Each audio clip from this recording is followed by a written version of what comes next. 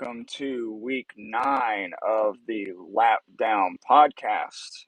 As always, I am your host, Greg Farmer, and with me tonight is Jamie, Will, What's up? Ben, and we have a special guest with us tonight, Mr. Tino. How we doing, folks? Before we get into formal introductions, again, special shout out to Mr. Will for writing our intro song.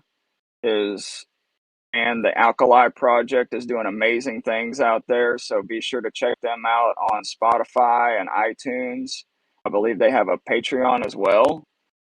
And check out their latest album, The Blood World, whenever you get the chance. But Mr. Tino, welcome into the Lap Down. How you doing? Pretty good. Thank you guys for having me, man. Appreciate you guys.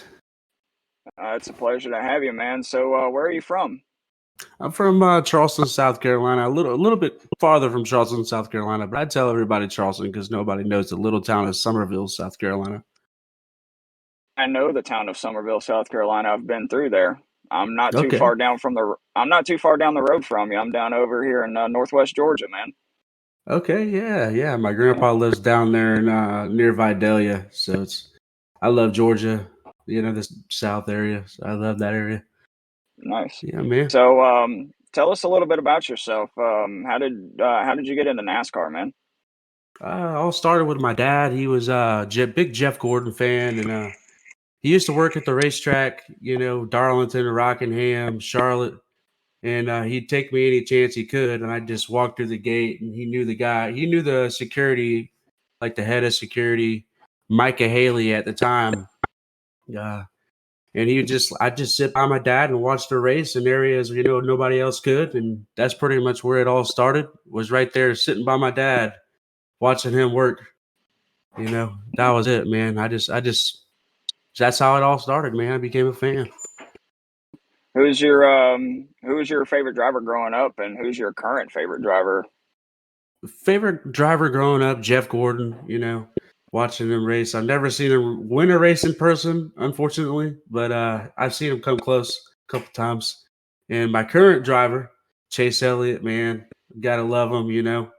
It all started 2014 when he was racing in the Xfinity Series at Darlington. I was sitting in the front row with my buddies, pretty much smash drunk. I ain't gonna lie to you. And and you know, Chase Elliott came from 6th to 1st in the green white checker to win it. And that's when I said, you know what, this is the guy I'm gonna watch. Then he took over the 24 car, and then, you know, big fan of Chase Elliott, man, for sure. Yep.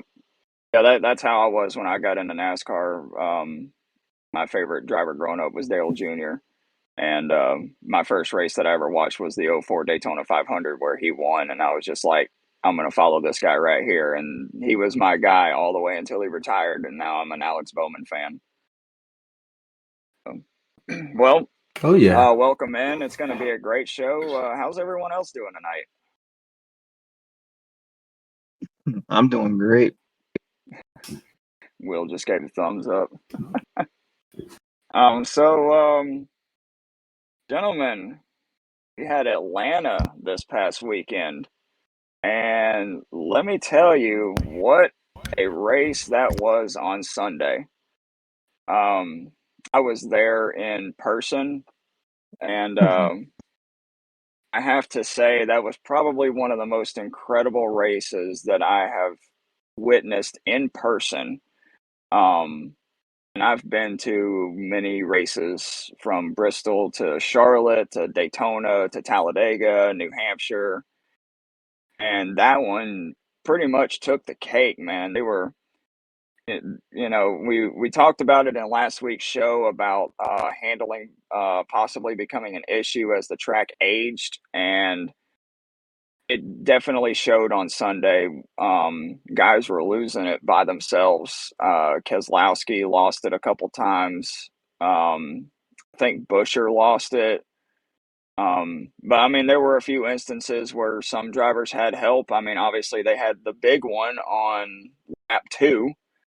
That began with a stack-up effect. Apparently, Todd Gilliland just decided to check up in the middle of the trial to let his teammate come up, and it caused a massive stack up that took out or damaged at least 16 cars, which they said on record is the biggest crash in Atlanta Motor Speedway history. And going over some notes from the weekend, the Cup race, there were 5 cars in the Cup Series race on Sunday that were not involved in an incident out of 37 cars that entered. So 32 were involved in some sort of incident. But I mean, the racing product on Sunday was absolutely incredible. They were 4 wide at one point.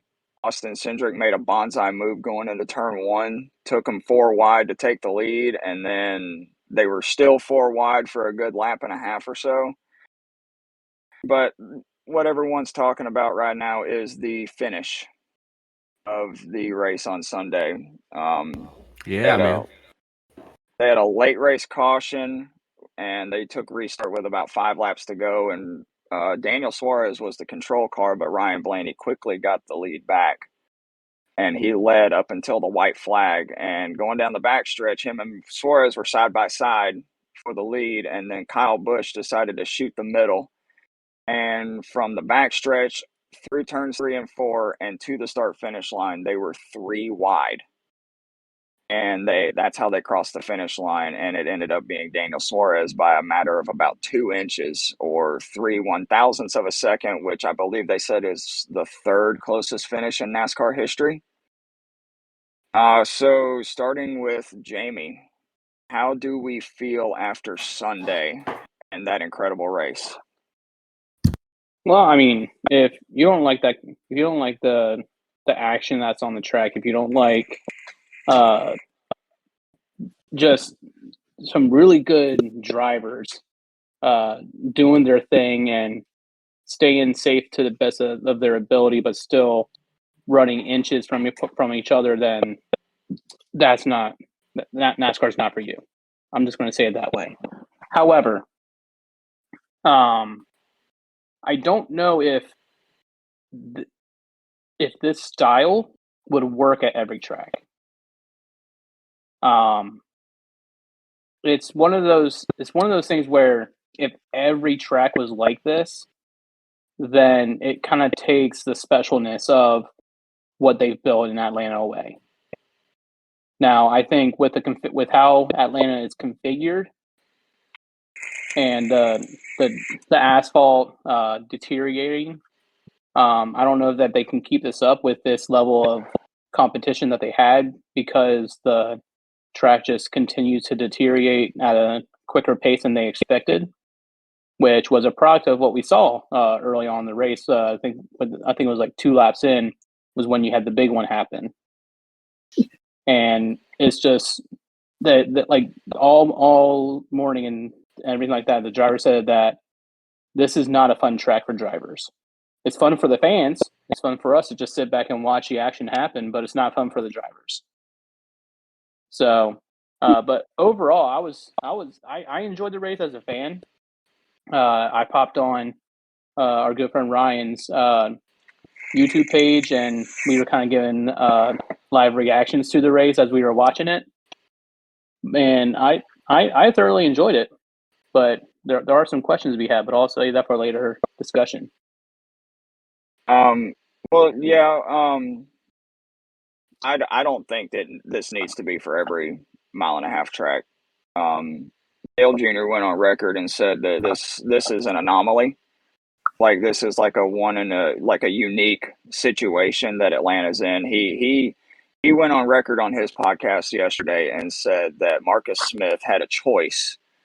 Either dig it up and repave it to bring fans back, or shut it down completely because Atlanta was dying. It was on its deathbed. And to make light on one of the points that you just said about drivers saying that it wasn't fun and stuff, there were drivers after the race who were even involved in crashes who said that they had a blast out there. Like they said that was the most fun they had on a racetrack in a long time. Even Kyle Larson, who were like super speedway is not his forte. It seems to be like the crash always seems to find him at a super speedway. But Daniel Suarez called in to the Dale Jr. download yesterday, and he hit it spot on. He said that this is not Atlanta's not a super speedway, but it's not a mile and a half either anymore. It's a hybrid of the two, and he said that's what makes it so special. Yeah, So and I also want to chime in. Like, it's I think we're in a great era for NASCAR. A great era when it comes to the drivers that they have got on the track. You don't they're like yes, people can use tier systems and things like that, but very rarely now do we have like that guy who's just going to be out there that we know is going to get in the way and potentially just wreak havoc because he doesn't know how to handle the car. yeah, So I think what we saw at Atlanta is not to the extent. So don't get me wrong. Not every race is going to have 3 wide finishes or anything like that.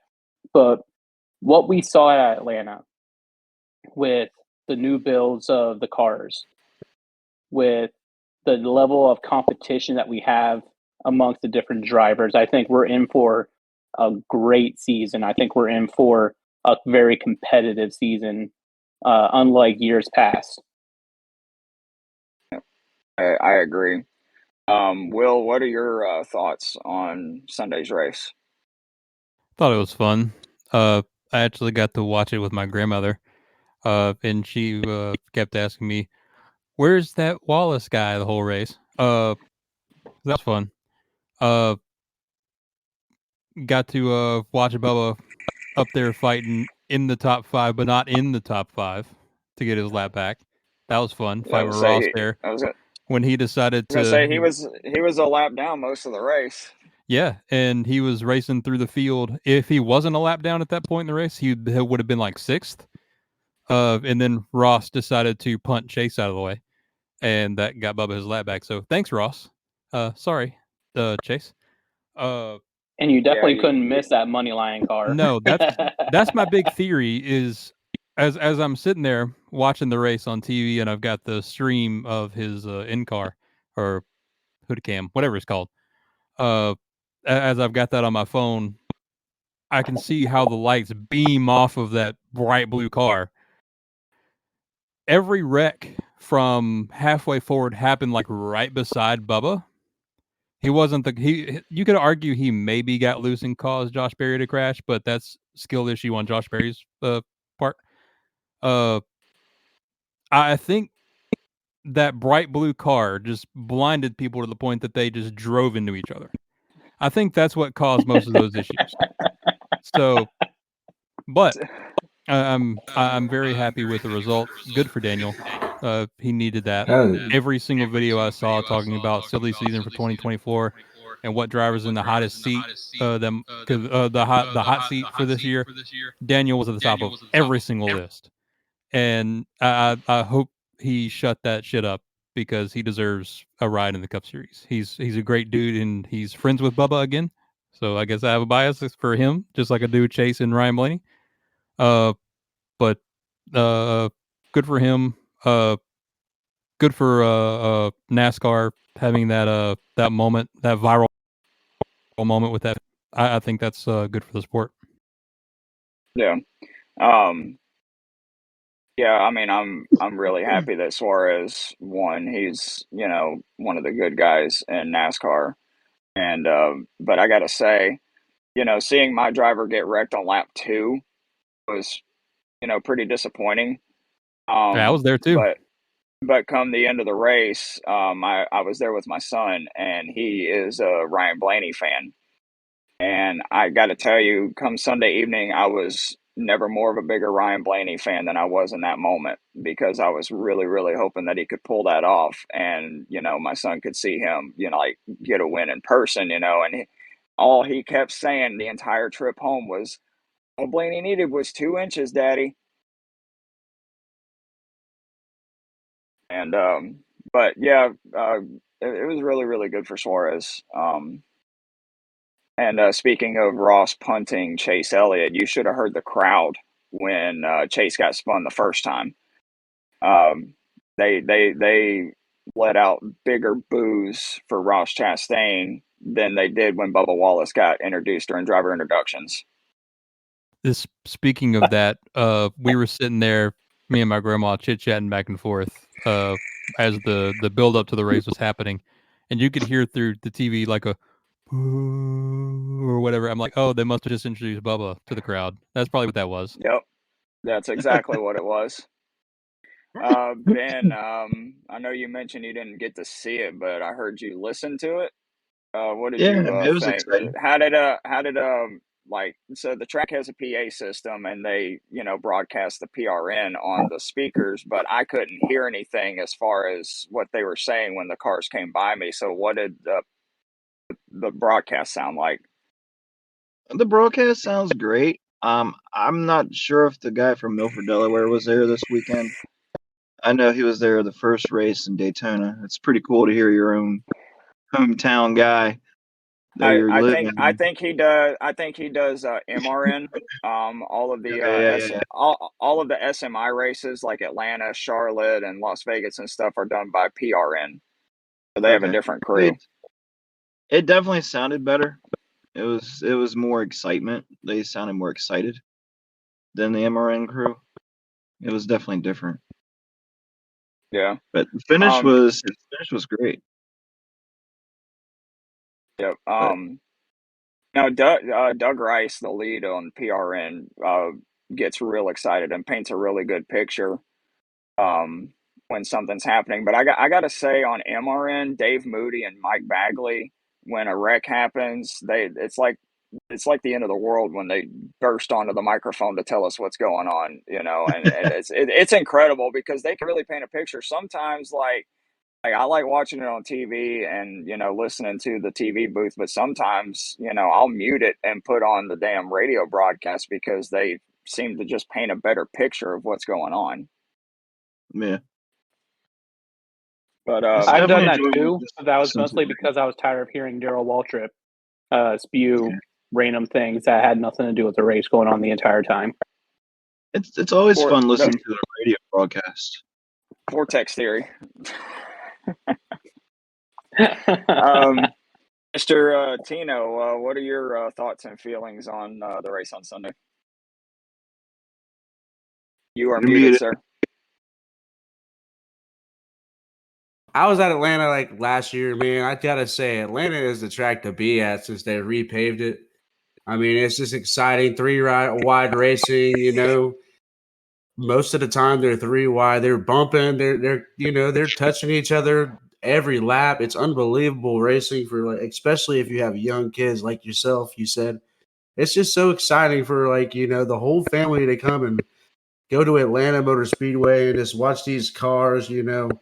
Just freaking sideways coming out the corner and wrecking on lap two. That's crazy.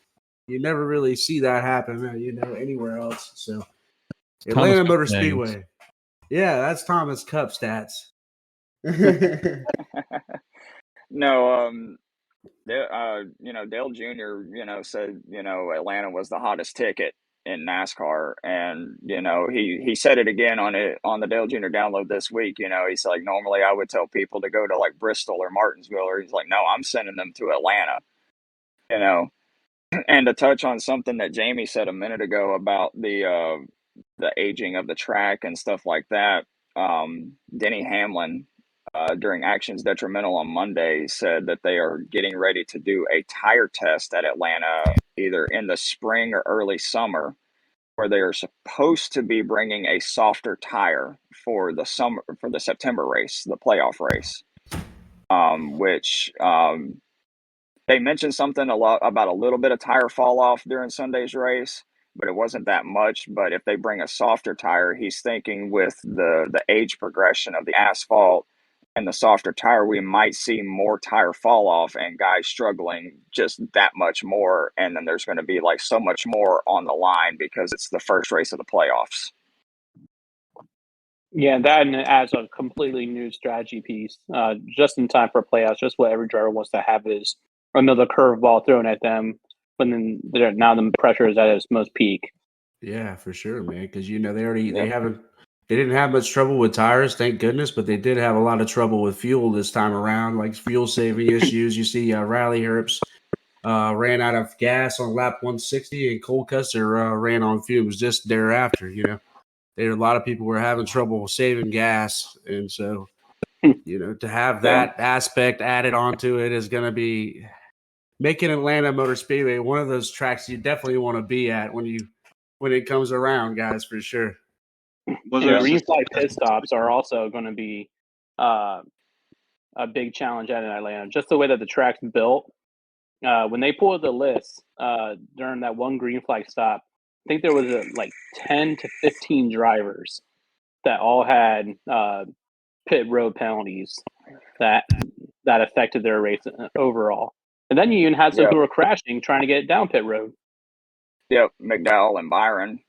I mean, Yeah. Byron was just an innocent bystander on that deal, but so talking about the finish, we all saw it. Did you have something, Ben? Is there a Good. statistic on the difference in speeds from the previous year? Did they show that? No. I'm not sure. I don't know if they showed it on TV or not. Gotcha. I do know at one point they were saying something about the cars were coming off of turn 4 at about, I want to say like 189, 190 or something like that. But that was over the That's PA. That was over the PA system, so I don't know exactly what may have been said on TV. Where were they hitting at Daytona? In the When they're half pack, throttle or full throttle. yeah. There's a question. That's a question you really need to ask. Were they full throttle or 20% throttle? As it seems like if they're having gas issues, it seems like they might have been going faster than previous years. Well, what Tino was saying, the fuel issues, there wasn't really a fuel issue during the Cup race. They Okay. weren't really saving fuel during the Cup race. It was more on the Xfinity Series side on Saturday.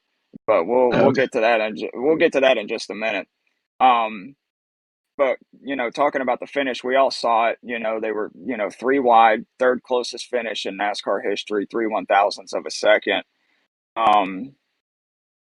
Door Bumper Clear was talking about it the other day, and they were saying, while it was an exciting finish, and I think Brett Griffin said something about the talent level that it took for those guys to run 3 wide for half a lap and not wreck each other. It's just it all comes down to the circumstances behind them. Like, granted they're talented drivers and stuff, but the cars are more stuck to the racetrack, and they're easier to drive. I don't think so. Like I said, we saw guys losing it on their own in the middle of the corners. So the fact that they could run a half a lap 3 wide and not touch one another or wreck one another and come across the line within 2 to 3 inches of each other's noses is incredible. But I'm going to start with Jamie. Where would you rank this finish among the best finishes in NASCAR history? And we're talking about, Ricky Craven and Kurt Busch at Darlington, Jimmy Johnson at Talladega. I mean, you could even throw in Gordon and Harvick, Labonte and Earnhardt, Carl Edwards and Jimmy Johnson. Where would you rank it? Man, I was hoping you were going to throw me a bone and just make it pertain to just Atlanta. Because if you make it just to Atlanta, I would argue that finish is greater than the Harvick Gordon win, where Harvick got the first win for GM since the passing of Dale. I would argue that is better than that finish. Not from an emotional standpoint, but from an overall competitive nature standpoint. That finish was by far superior to that. That is by far the best finish that Atlanta's ever had. And they've had some great finishes with Richard Petty and the likes of all them as well. But when we're talking about the overall, I think for this era, this new generation of NASCAR, this is the absolute best finish that they've had. But if you're talking all time, it's definitely in the conversation. It's probably top 5, maybe top 10.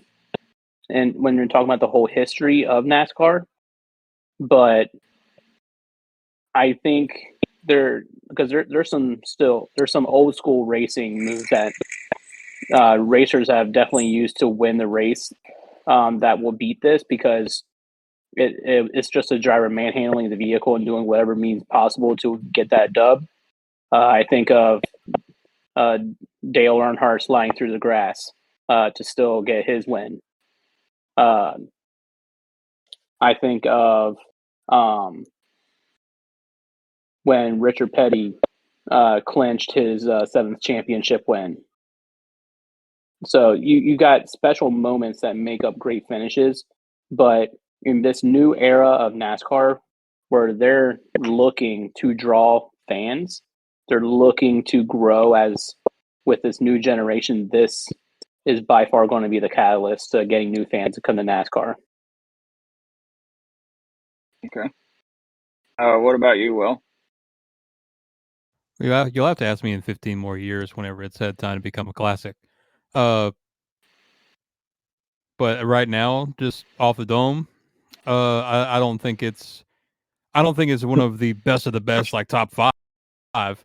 Uh, I think the weight with this one is how unexpected it was. Like you're going down the backstretch, you think, all right, this is going to be Kyle Busch is going to push Ryan Blaney and play it safe and get himself a nice, probably second place or something like that, or maybe coming off turn 4 when they're 3 wide, Bubba's going to throw it down, 4 wide, and we're going to have a big crash or something like that, like typical.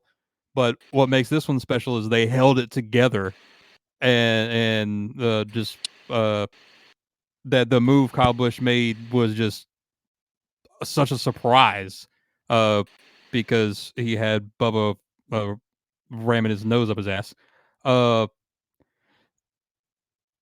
would say it's second for Atlanta, but that's because what was it, 2011? What was that? Now I'm old, so I don't know numbers. 13 years ago, when Jimmy Johnson and Jeff Gordon were going at it at Atlanta on a Tuesday. Oh yeah. That's probably my favorite finish at Atlanta. So I'd say second at Atlanta, and I need more time to think about it for when it comes to all of NASCAR. No worries, man. What about you, Ben? I mean, it all depends on who was watching, what generation was watching. It also depends on if they enjoyed it. Did they enjoy Hey it? guys, Hey, what's up? Hello. Do they know the history of the track? It's a culmination of everything. I agree with Will. It's too early to tell right now. Mr. Tino, do you have an opinion? I definitely don't think it's the best. Well, it's the best finish of all time in Atlanta history. But there's like a lot of great finishes that come behind it. I mean, you got Kevin Harvick with Jeff Gordon in 2001, where he edged out Jeff Gordon. There's so many great finishes at Atlanta, but this one, this weekend, was just a nail biter. You didn't know who was going to win. You're up off your feet. Everybody in the stands up off their. I mean, this is where NASCAR's back, baby. This is what I'm talking about. You know what I'm saying? So I Yeah. mean, this is the best. This is the best finish in Atlanta history, and I'm hoping that we have some more finishes like this all year, baby. Let's go. Yeah. So my take on it, obviously from like being there in person to witness it, was incredible in itself. Just actually seeing it, and like like I said earlier, for a good 30 to 45 seconds, hardly anybody in the grandstands knew who the winner was because the scoring pylon didn't update right away. And we couldn't really hear anything on the PA system until all the cars had come across, like the stragglers and stuff like that. And then they told us, Suarez won by 3/1000ths of a second. Well, I'll the get back to my segment in a minute. Go radio ahead, Ben. radio announcers thought it was the other guy, so Yeah, they Blaney. immediately was like, "Oh, it was Blaney," and they're like, "Yeah, Blaney won." They're like, "Wait a minute, they're telling us otherwise." I'm like, Yeah, "What is it, TV guys?" said the same. TV said the Yeah, same thing. Boyer. I went back and watched the highlight, and Kevin Harvick and Clint Boyer both said, "I think it's Blaney."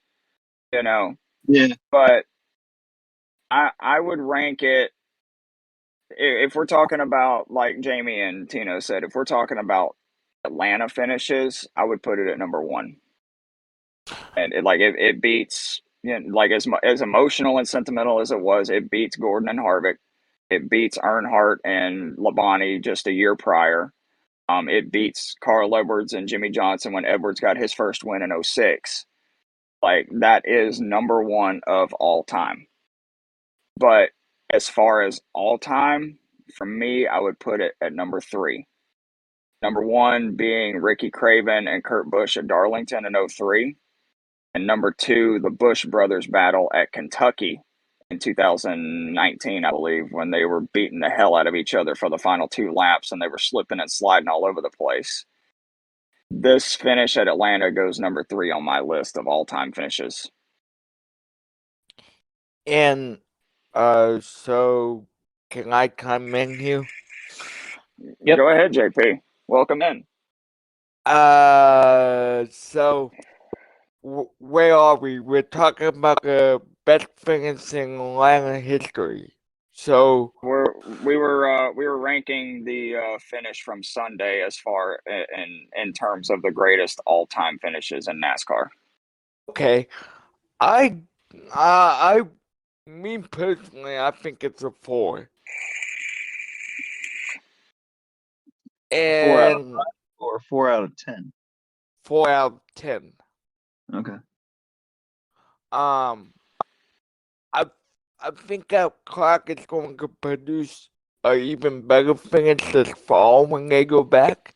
That's just my prediction.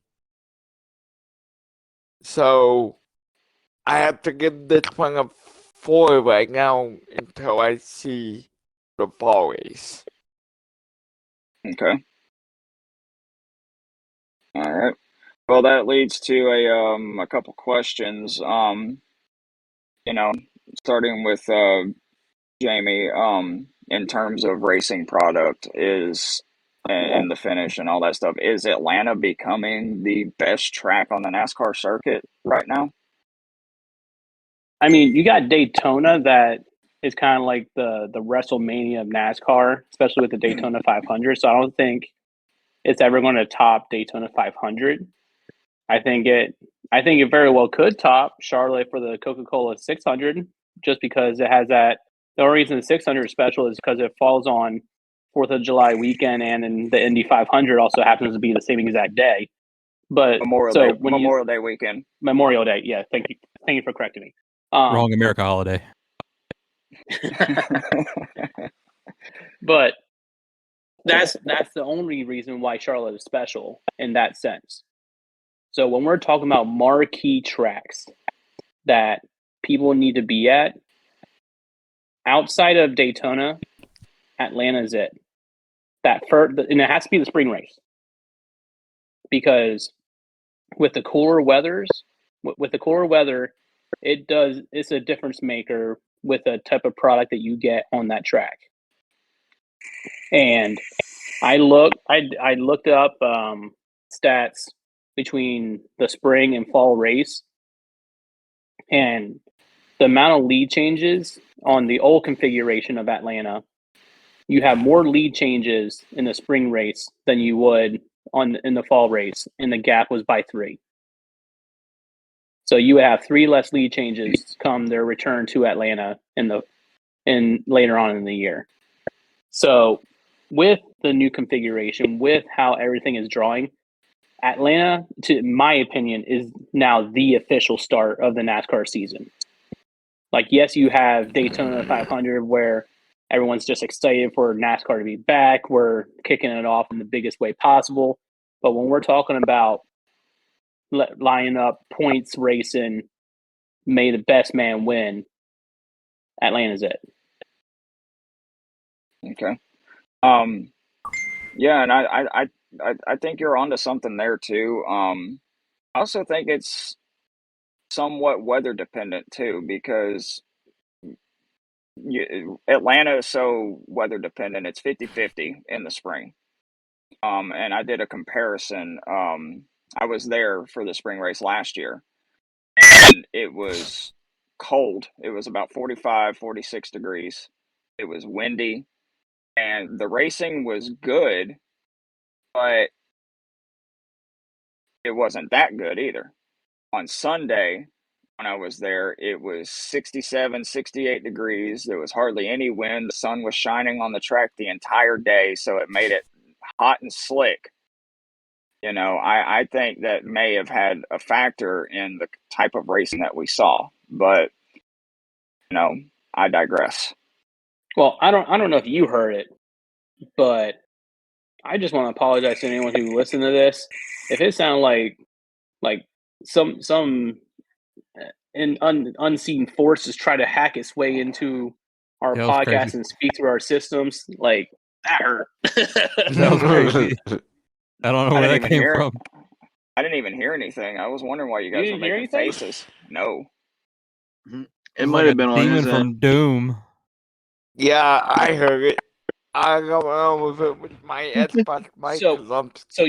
So to describe it, Greg, you know how on TikTok or Instagram when they have like those paranormal little like videos where it's kind of like spooky background, and then you have that random thing that just kind of run up on the camera. Yeah, jump scare. That jump scare noise. Take that and increase the pitch volume to as high as you can get it for like a half a second. Oh wow. I was wondering why Tino took his headphones off and made a face. I was like, what is he doing? I didn't take my AirPod out. Anyways, back to our topic. Will, what do you think about Atlanta being the best track? It's one of them. I still prefer tracks where drivers have to drive. I'll always be a big fan of Watkins Glen, even if it's a boring ass race. I love the track. It's beautiful. I love Dover. Dover's great. And I guess Kansas Dover's is great okay. too. It's fun. It's fun to drive. I love driving at Dover. Especially when I'm in front of Jamie. I think it's the best plate track, or I guess if you can even call it a plate track. I forget who They're not really you guys said it was an plate tracks anomaly anymore. They're not really plate tracks anymore. Yeah, I saw a meme. There was a meme. Somebody, I don't know where, but it's I don't know if they were two basketball players or whatever. It's these two tall dudes, and they're standing side by side, and Tyler Reddick is standing in, and they got text overlaid the two tall guys as to say over Tyler Reddick, because he's so tiny. I think it's the better plate track out of the three. I was at Talladega last fall, and it was a nail biter of a finish, but the race was just so boring. So boring. What about you, Ben? What's that again? My favorite track? No, is Atlanta becoming the best track on the NASCAR circuit?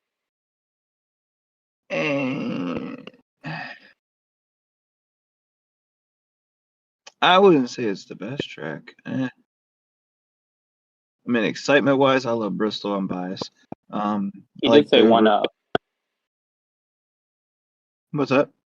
He did say one up. He didn't say the best, but he said one up the best. One of. I mean, I've always liked Atlanta. I'm always like drawn to Charlotte, Bristol, Dover. Atlanta's one of the ones I like, but like Will said, I do like Watkins Glen. It's something different. I would like more road tracks, honestly. I forget how to speak for 5 seconds, and now nobody can. They've been posting pictures on their Twitter page. Sonoma. Yes, Sonoma. I think NASCAR needs to go to Sonoma during the spring. It is absolutely beautiful out there. It is. I think the issue is there's like some lot or something, or some campground out there is like a drainage place, and it's really rainy this time of year, which is why it's so green.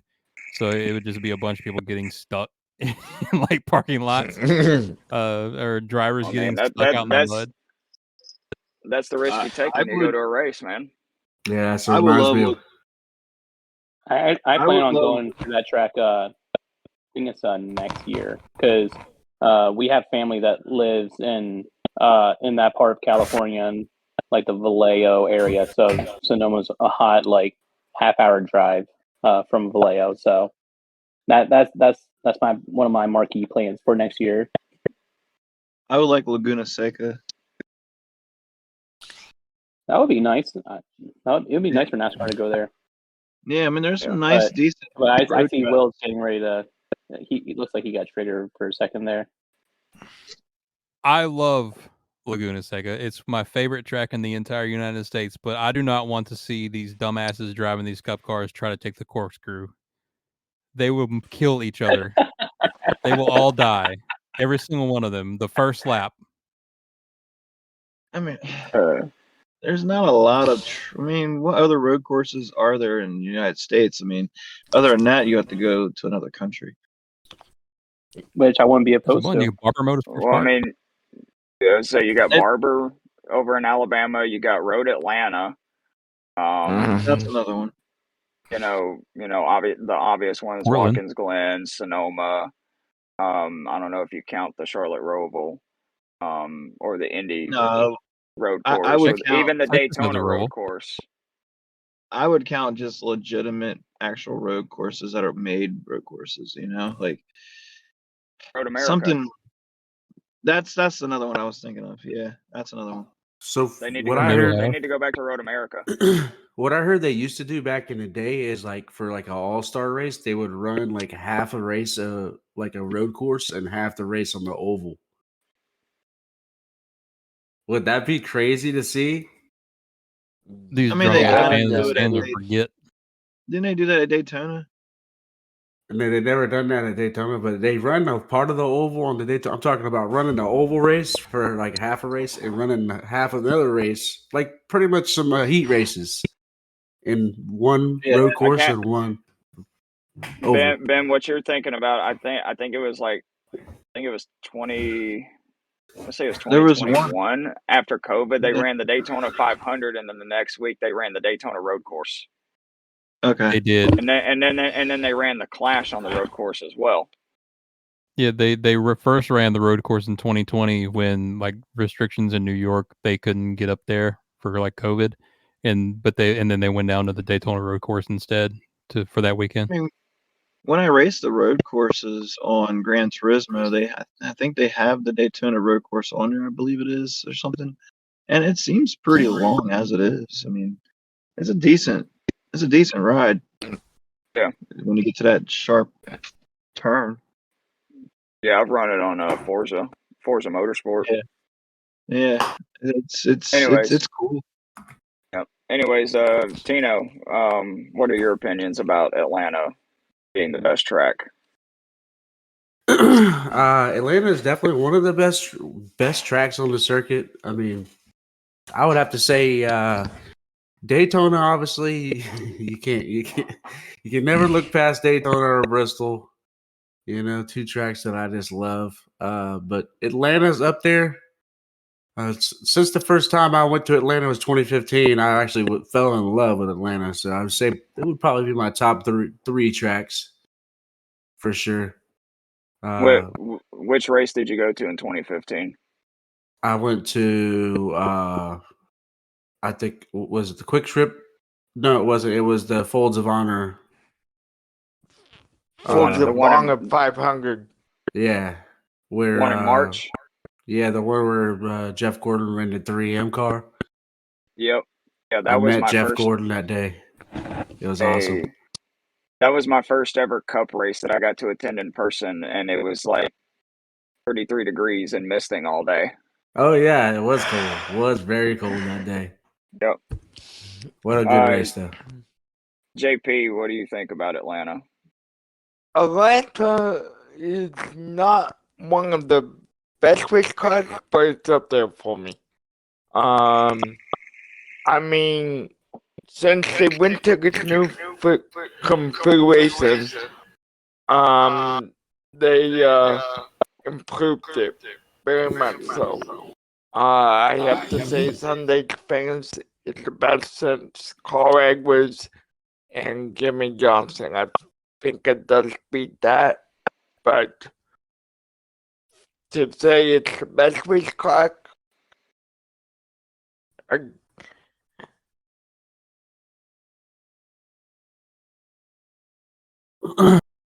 again, I'll have to say,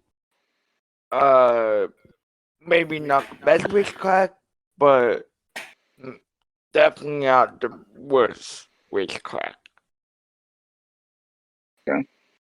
Just to revert to what we were talking about earlier, Ben was talking about the road course in Daytona. It's actually 3.57 miles. So I just wanted to put that in there because I just wanted to know what the distance was because obviously it's about 2 miles Daytona. So It is pretty long. yeah, I mean, that's if crazy. you raced Boy. it on the game, I mean, I know it's not real life, but I mean, it's pretty realistic. It's a pretty long lap. Yeah, 3 You guys miles. remember 4 miles. Infineon? Infineon. That's she? what we're talking about. And, I don't know her. Infineon Sears Point. I think it's Sears Sonoma. Point. Sonoma, yeah. They just Yeah. renamed it. They just renamed it. Yeah, it's Sonoma. It used to be Sears Point back in the day. Back in the way day. Yeah. A point that I Yeah. want to bring up, this blasphemy in us Who- sitting here. In this question that accidentally became, instead of is Atlanta one of the best, it kind of became what is your Hey, favorite Ryan. racetrack? Hello. All the heresy of Nutty's Darlington was one of my favorite tracks. Yeah, I mean, I haven't gotten to see Darlington in person, but I always loved Darlington. well- It's probably my favorite racetrack. And it's ironic because I haven't been able to get to that track yet. Darlington. Oh yeah. And all those older racetracks, they don't race that anymore. Dover's probably about to go away soon too, probably. Before it retired, Rockingham was my favorite track, and then I switched it to Darlington once they retired that track. Darlington's All amazing. right, I got one more question before we shift topics here. Ryan, if you can mute your mic real quick. A lot of Yep. background noise. Silence. Got one more question before we shift topics. Will or should other tracks be reconfigured to match or come close to the racing style of Atlanta, Jamie? I don't think other tracks should, because again, that takes away the uniqueness of the challenges that each track provides. Now, if they're planning on just restructuring the track, kind of like Auto Club, it probably wouldn't be a bad idea for Auto Club to get a hybrid feel for their track, kind of like what Atlanta does. But if you say more tracks should switch to this configuration, I would say no. I think each track is unique. Each track is beautiful in the sense of the problems that it provides to drivers and the strategies and the tires and everything that we love about NASCAR. It's more than just cars racing fast going left with 2 inches apart from each other. There's the whole strategy aspect of certain driving styles match better with certain tracks. It's the type of surface that they're driving on, and whether it be concrete, whether it be asphalt, whether it be paved, the banking systems. Then you could go into the strategies of the managing tire wear off, along with the track temps and how everything that we love about NASCAR and how in depth it gets. I think you lose that if more tracks get to the Atlanta style of racing. I would tend to agree. What about you, Will? No. Ben? I don't think they should either. In my honest opinion, that'll probably be a very controversial opinion. I think they should find other tracks and rotate tracks in and out, because I think it gets boring seeing the same tracks every single year, every time.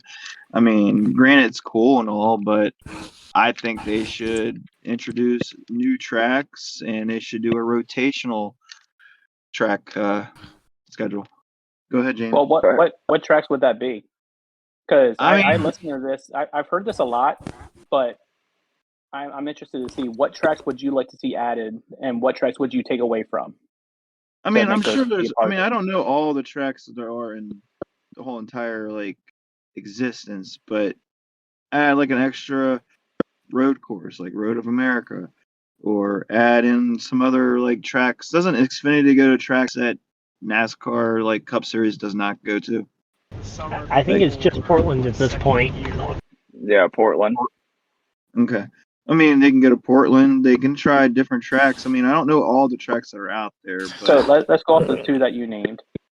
If they were to add those two to the schedule, what two tracks would you take off the schedule? well, I would take off one of the extra races. I mean, they don't need an extra Bristol race. I mean, they can always interchange that. I mean, yes, that's controversial too. They can always get rid of one of the extra Daytona races. The summer race isn't really as popular as the Daytona 500. Let's be honest, we can always do the All-Star race as well instead of going to Charlotte. I mean, Ryan was Yeah, saying something. I didn't hear anything you said. Yeah. Go ahead, Ryan. Yeah, the summer race tends to be the better race, though. The 500 is the iconic one, but tends to be the better racing happens in the summer. The 4th of July race, Firecracker 400. Chicago's Yeah, the I mean, you 4th of got to July make race now. sacrifices. Which one? Chicago's the 4th of July race now. Yep. Yep. Did they go? Didn't they stop going to a racetrack not too long ago? Was it Kentucky? Kentucky. Kentucky and Chicago, Yeah, both and Kentucky and It was a Chicago parking got nightmare, been and around it was with just pandemic. a boring race. Does it still exist? Yeah. Kentucky It's still there. exists. Maybe And they Chicago- should restructure the track or something and fix the parking. Chicagoland. Well- Chicagoland. Here's the Yeah, I thing. remember that. I stay quiet, and this is a good topic for me to chime in on. Get him, boy. But I was going to have a date here coming up, and another track I'd like to see would I would like to see Richmond lose a date for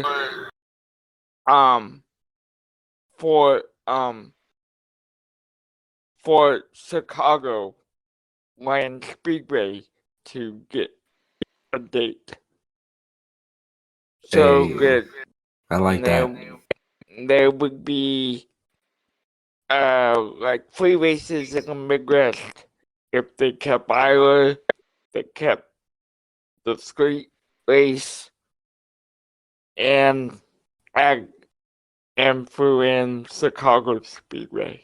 Well, that's another thing they can do is they can add in the man-made road courses that they like to do. They can always switch that out and do that too. I mean, there's so many different things. They need to switch it up a little bit. Streets of Starkville, please. Well, they did. Go ahead, Ryan. My go-to would probably be to look at the mile and a halfs and maybe reduce some of them to have 2 races. Like, for example, maybe a Kansas doesn't need 2 dates, or Las Vegas maybe doesn't need 2. Not Kansas. Before cutting dates away from the short tracks, which we only have 3 of that are true short tracks. So much happened here. Yeah, I agree.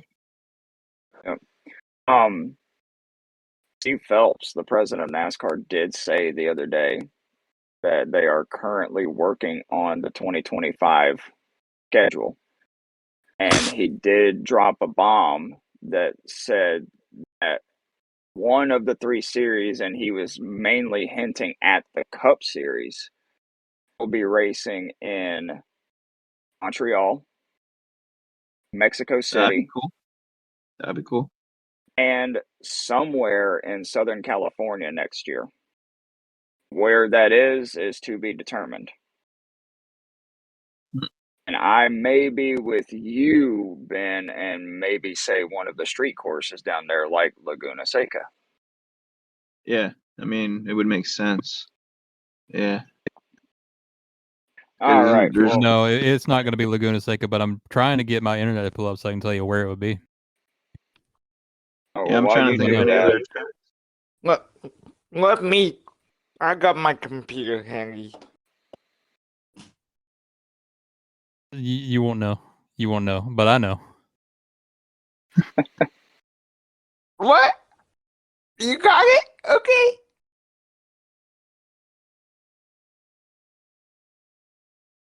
Okay. Say There you it, go. Will. Okay, it is a little town called Thermal, California. They have a track, a little club there called the Thermal Club. IndyCar is racing there this year. If it's a road course they're going to in Southern California, it's going to be this place. It is in Riverside County. I'll tell you if that rings any bells. they're going to bring back Riverside Speedway. No, Riverside Speedway is gone. It's like a parking lot or something. Uh-oh. Irwindale? It's like this rich guys taking their expensive car to the track thing, Thermal Club. They're doing a non-points race for the IndyCar series there, called like the Thermal Challenger, the $1 million Thermal Challenger or whatever. It's like the second or third event of the season this year. But if they go to Southern California and it's a road course, that's where it's going to be. I don't know where else they would go in Southern Looking it up California right now. unless they race Riverside like International Raceway. yeah, Riverside's gone. It's a road course. Okay, yeah. It's been gone a long time. Okay. Yeah. I was That would looking be at cool, the though. racetracks in California, and they had Bakersfield has some tracks. That would be Yeah, I'm Harvard not sounds fun. familiar with Southern Cali, so I don't know. It could also be Long Beach. They would die trying to go around that fountain. That'd be so fun. Yeah, It would. Much That prefer could be where they're the going. Thermal Club. Yeah, as long as they So, have Snoop Dogg do the pre-race. I'm I'm looking down. at the map of all these Hey, racetracks. Ryan was saying something. Go ahead, Ryan. Sorry, Ryan.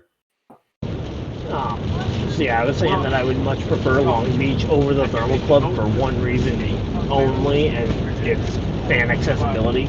Because tickets to Long Beach, while they might be expensive, there's virtually no fan access at the Thermal Club unless you're paying a couple $1,000. He's right. All right. Well, let's go ahead and move into our next topic of the night. It's our team of the week. And this is basically what this is we focus on one team a week. This week we are focusing on Front Row Motorsports. Now, we have seen over the last couple of weeks, granted, Daytona and Atlanta are, technically speedways and stuff, and anybody can be good at the speedways. But Michael McDowell has qualified on the front row for the Daytona 500, and he got his first career pole at Atlanta this past weekend. And during the Atlanta race on Sunday, Todd Gilliland led a career high 58 laps, which is the most laps that anybody led on Sunday. Front Row Motorsports recently, they were partnered with RFK Racing in 2023 through the Alliance, but over the off season they switched their alliance to Penske Racing. And during or just before the Daytona 500, they announced that they became a Tier 1 OEM partner with Ford. So, you have the wily veteran Michael McDowell racing for them, and then they've had kind of like a rotating revolving door of drivers for the 38 with Todd Gilliland and Zane Smith, and I think John Hunter Nemechek did a year there. Now that it seems like they finally settled down on their driver lineup, could Front Row Motorsports be becoming a top performing Ford team in the Cup Series? Jamie? So I think they're definitely on the verge of having a breakout season. I don't necessarily will say that they will be a top team until everything's said and done. However, one thing that I will say is between the two drivers and 2 races, they've already led 107 laps, which is 3 shy of their full season record last year. So obviously, they have the speed. Me and Ryan were talking about this on his YouTube page. Michael McDowell is now not just he's going to be a guy who's just going to be there and maybe get like a top 15, maybe on a top 10 on a good day kind of driver. He's now got the speed and the talent to compete week in and week out. And then we look as a team like Ty Gillen. When was the last time that a team like Front Row with their second driver who is able to put it on and run up front with the amount of laps that he was able to run? So I would say if we were to put them in a competition form, I would say they would be they now be in the categories of like Trackhouse and 2311. 2-car teams that have winning caliber talent. I would probably put Front Row in that bracket of teams. Okay. What about you, Will? Yeah, they're pretty cool. They're all right. I like Michael. I think they I think they're good plate. They've got a good plate track program going right now, and with this car, being a real driver's car, the real drivers track have the real drivers come to the front like Michael McDowell did, like Phoenix and Bristol. I need to be more convinced on more conventional tracks like Las Vegas. I still need to be convinced they can really actually compete there. With like the Toyotas and Hendrick Motorsports at those kind of tracks. But they're cool. What about you, Ben? I'm on the same side as Will right now. I feel like it's still time needs to be written for them. McDowell's good. I mean, in my eyes, I think he's still just an average driver on an average team. I mean, I don't think he's going to get anywhere unless he moves on to a different team that has better parts, better performance, and has a better track record. That's just my opinion. I think the team's holding him back. Let me ask you this real quick. So I can't remember who it was. I think it was Jamie who was saying something about the hot seats. I think we all know who the biggest hot seat was besides Daniel Suarez, and that was Austin Cindric. I get that his dad is like the president of Penske Racing or whatever his title is over there. But if he doesn't start performing and they decide to let him go with the Alliance, do you think maybe they tap Michael McDowell to jump in the 2-car? That's a big spot to fill. That's a lot of pressure. I think Harrison Burton's on the chopping block well before they get rid of Cindric. With Michael McDowell being as religious as he is, would he be okay with driving the Keystone Light car?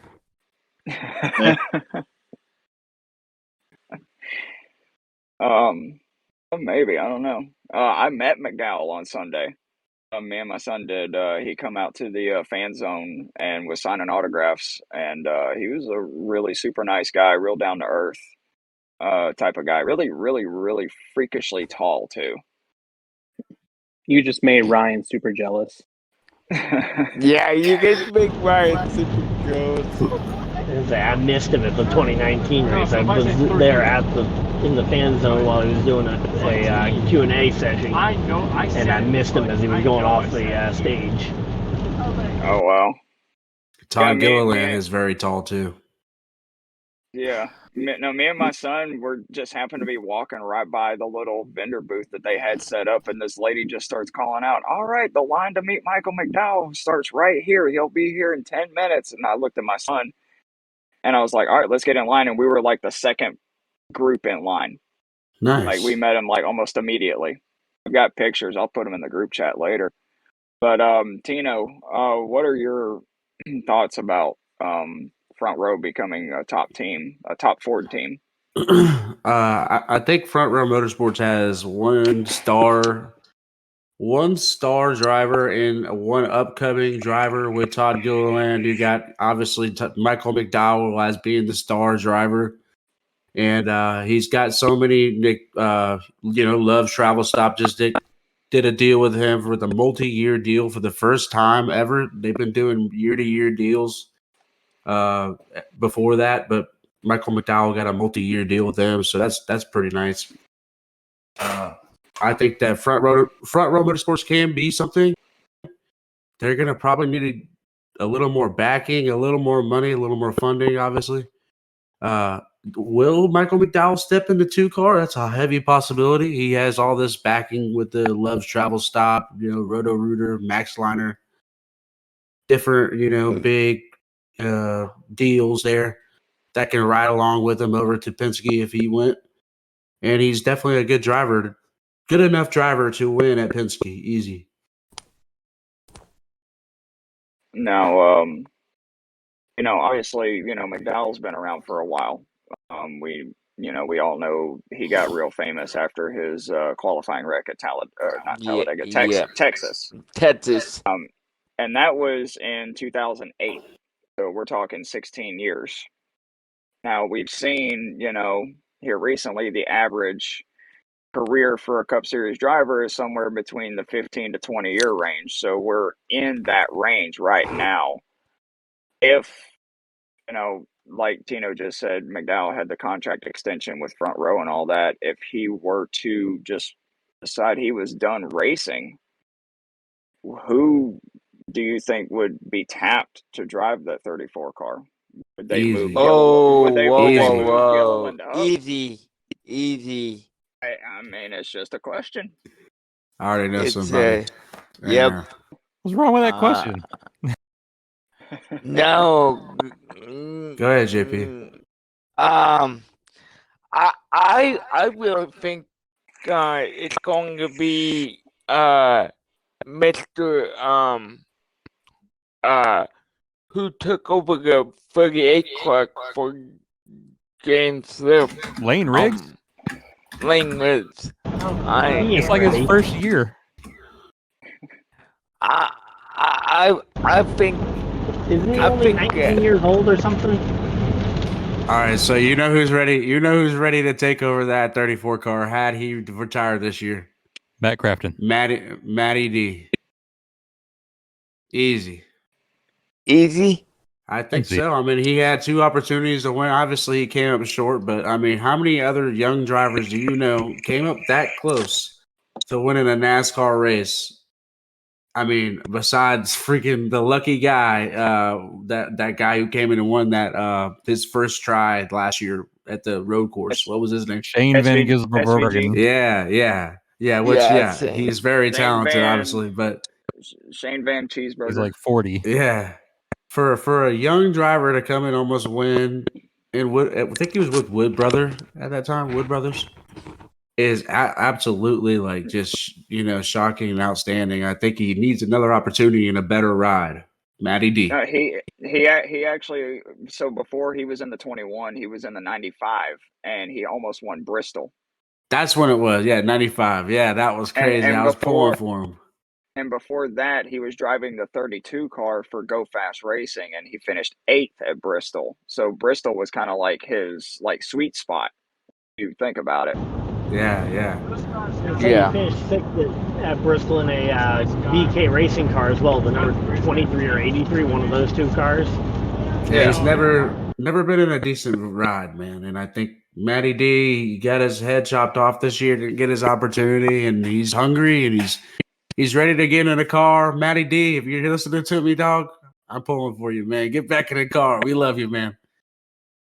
See, I met Matty D Just keep in your fucking mouth Charlotte. shut, Matt. I met him at Charlotte back in, I think it was 2018, and may I say he is like freakishly tall and like seriously jacked, like Ryan Newman jacked. But I was actually there to witness him get his first Truck Series win for the 25 back in 2022 at Okay. Talladega. That That's was awesome. really cool to see. Yeah. But going back to our topic here, Yeah, I have an idea. go ahead. McDowell can take over the Liberty University car. Liberty, bibbity, bibbity. Wasn't that weekend that Matt won that race like the same weekend that Brandon Brown won and Bubba won their first races as well? No. Was it not? No. No, that was 2021. Yeah, it was. I'm thinking of the year before.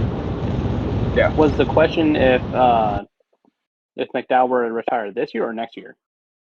It just like any point in the next 2 to 3 years. So if he was to retire, I think it like we talk about Matty D, we talk about some of those guys who would like to have a bounce back or a redemption year, similar to how Noah Gregson's getting one. But if you're looking at like the Xfinity guys, I would say Chandler Smith would probably be the guy. I know JGR. I've seen reports where once MTJ decides to retire, that's their guy who's going to be taking over the 19. So, but if an opportunity were to present itself prior to MTJ leaving, I would like to see Chandler Smith getting into it. Are there any Ford teams in the Xfinity Series really? Yeah, Not really, no. This the 98. Ryan Sieg Racing is like the only Ford team. Them and AM Racing. So Haley Deegan can take over the 34. Yeah. Yo, I would go for it. Going back to our topic. Would you take Haley quick, Deegan or though, Natalie Decker? Haley Deegan. I would go for that. Neither one are my type. I met Natalie before. She's cool, but I think Haley Deegan's definitely a better driver. Sorry, Natalie. Better driver regardless. Like Greg's video cut out. I think he's tired of us. But hey, are we not forgetting about Eric Jones? He's already in a cup car. Yeah, he's in a cup car, but hey, can he not transfer to a different car? He's in a freaking 43. He better fucking not. This is the best chance he's got now. Oh, heck no. He could go over to the 19 all day long because you not see him in a 19 car? They kicked him out already. Oh, they go back if they want to win a championship. What the hell is that? What the fuck is that? Yo, what is going on tonight? Like, what is going on? Could it be Greg? Hey, headset, maybe? can you just check your messages, Jamie, for me? You sound Alf. Yo, it was just like it sounded like someone had a trach in their neck, like. Rah, rah, rah, rah, rah. Sounds like we're at their dubstep concert. Nope, it is Greg. It is Greg. Yeah, it's definitely Greg. Dude, it sounds like that's a dang You might have alien to mic. switch to your AirPod, Greg, because that headset ain't working for you, bro. You sound like the Peanuts teacher. It's like an Xbox voice changer from 2008. Yeah, those Xbox changers were legit. They were legit. I used to race with TJ Majors on NASCAR 09 on Xbox, and he had one of those. My cousin used to pretend he was a girl and they were using one of those voice masks. It was great. Was he hot? It was ridiculous. No, it didn't fix itself. You still sound like the Peanuts character. You might need to leave and come back, or unplug it and replug it back in. Or... Whatever mic you had before worked fine. I think he was using his AirPod. I don't know if it died on him or not. Yeah, probably.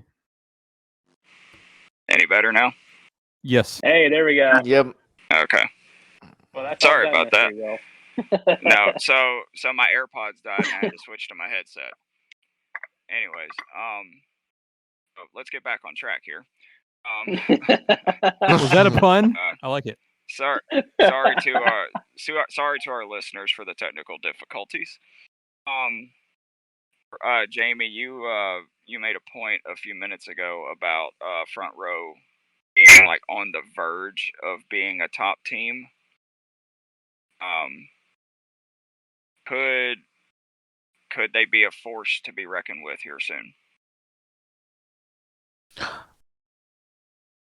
Like I said, I think only time will tell. Like Corinne, we only have a small sample size, right? And both of them are kind of super speedway-esque type driving. But just the way that they had performed, we weren't really sure what they were going to have with their new partnership with Penske and things like that. And it's definitely paying dividends for the team. Again, I think if the trend continues, then yes, there'll be a force to reckon with. Again, just like 2311 can win at any given point, just like Trackhouse can win at any given point. And it'll be one of those things that only time will tell. But Michael McDowell, I disagree with Ben. I think McDowell is an above average driver who was considered to be stuck in an average equipment. But with his level of skill that he has, with his new connection with Penske and Ford, I think that this is going to be a breakout year for their group. Now, what that breakout looks like, that could be up for debate. But I think this year we're going to be seeing a lot more Front Row being talked about in a week in, week out basis. What about you, Ben? I feel like Track to be a top 10 finishing team for sure for the year. The McDowell team in the front row? McDowell for sure. I mean, I think they're doing better than everybody's expectations. I mean, McDowell himself has improved. I mean, I like McDowell. I mean, I don't think he's that bad of a driver at all. Now, if he was on a different team, I think he'd be a better driver. I mean, it's not that he's not a good driver now. I do say he's average, but that's just because of the team he's on. It's holding him back. What about you, Will? I think Front Row and McDowell.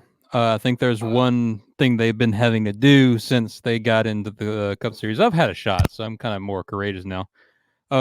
They've been having to do this. They've been having to play catch up. So I think now that they've got this tier 1, whatever it's called before, I don't know the business ins and outs. I think they're not gonna be a force to be reckoned with. I think they're gonna be doing the same thing they've done since they got in. They're gonna take it slow. They're gonna figure this shit out so that in a year, maybe 2 years, they will be, knocking off top 5s and top 10s. And what is it they say all the time when you listen to radio, when you listen to TV, when you're knocking off top 5s and 10s, eventually the wins are coming your way. I didn't mean to write a bar, but I did. I think that's what we're going to see in the next couple of years. I think they're going to be up there fighting for top 5s and 10s, specifically with Michael McDowell, because they ain't never going to find somebody that's good for that second car full time. Oh, I beg you get for real. What, you think they're going to get Lane Riggs to knock off top 5s and 10s for that car? No. Let him cook, Will. Let him cook. Not not language. Not language. I got a different guy from mine. And his name is Michael Miller. One of my friends wants to get into NASCAR, and I think he's got the talent to take over. Well, I believe in your friend too. Man, JP just threw out a name that nobody knew but him. Yeah. Where is this Michael Me. Miller from? Me. It's gonna be me. You know? Irvindale, Des Moines, my area. I just have to have some fun. No, but seriously, Matt Clapton needs to get a couple like before he retires. Yeah, I think he he's may going be to. close to it. I don't think he's going to. Who? Who you say? Okay. Matt Matt Clapton. Matt Craft? Oh no, he's too old. And he's been in the I Cup car think Matt before. Crafton likes where he's at, man. Yeah, Likes to be in the I truck think- series. Yeah, he's like Justin And Allgaier. He's Crafton's happy to be in a also lifer older in than this series. McDowell, so if one of those two is going to retire, it's going to be Crafton first. Matt Crafton drove for Kyle Busch like twice and didn't do all that hot in that car. Do you know who? Wow. Do you know who's actually on the up and coming that I actually really like? Now 2 weeks in, just because I kind of made it a point to pay attention more to trucks and Xfinity, and the guy who I'm starting to like and starting to watch as he's growing is Raja Karuth. So there's just something about that guy that draws me in, and I'm going to be excited to see where he ultimately ends up. I was racing with him on iRacing one night in a practice, like an open practice lobby. It was at Darlington. He was like stopped up against the wall, and by the time I saw him, I was like 175 tacked up against that wall. I'd committed. Couldn't get out of the way, and I barreled into him like full speed. And he was the one that came over like the text chat and said sorry, even though it was my fault. Huh. Go ahead, Tino. I was going to say Raja Karuth, he really, really, really impressed me on Daytona. We watched him in the truck series. He had a chance to win it there. Honestly, I think he could have really stuck his nose and won it there, but I think he was just trying to play it smooth and just take his second position, you know. You live and you learn a little bit. Even if you come in second place one time, your time will come, you know what I'm saying? Just ride along. I'm telling you, give it Raja Karuth, he's gonna win a couple races, I think, very soon. Maybe not this year, but he's got Hendrick underneath his belt. I think he's a rising star for sure. Yeah, and just to talk about that Daytona spot, that actually shows the intelligence of the driver right there, knowing that he probably could have forced his way in there, and it very well could have ended very badly, but he decided to show maturity that not a lot of drivers in that race had, and was like, you know what, I'm just going to stay in my lane. I'm going to just guarantee that I get a top 5 finish here. He wrecked the whole field. Well, he definitely stayed in a lane. He tried to get in that other lane, and the problem was that other lane had a car in it, and he wrecked the entire fucking field down the backstretch. So I think I don't think he tried to play it that safe, but it turned out well for him. As soon as Will said, I don't think there's going to be any more wrecks, I think we're clear. Wreck. Yep. No, for real though, I think Raja will be a solid driver. He's got definitely a lot to learn. And I don't know if you guys saw before we all got on here tonight, but that 7-1 team does have the Cluck fully sponsored by Hendrick Motorsports, HendrickCars.com. saw that earlier today, and while we were giving him props, I thought it would be a good time to bring that up. Yeah, right. They're sponsoring the rest of the season for him, I think. Yeah, and I know I'm talking shit and giving him shit. I like him. I do. He's a cool kid. Obviously, He's Mr. Hendrick, 21. I'm saying, but I'm still saying kid. Mr. H, he finds something in him too if he's going to give him a full ride, sponsor him for the rest of the season. You know, I take that Hendrick car truck all day. That's a beautiful truck. Mm-hmm. All right. Last question on this topic. So obviously, you know, Penske is like the top Ford team, but there's another what's considered top Ford team that hasn't been performing very well. With, you know, front row moving up, what does the future hold for Stewart-Haas Racing? Jamie. Well, first and foremost, they gotta find some speed somewhere. Like, I was looking at an article and about Stewart-Haas Racing, and we kind of hit on it before in the preseason pods and things like that. It's a year for Stewart-Haas Racing that's going to present the most challenges because they don't have Kevin Harvick to hold it down for them.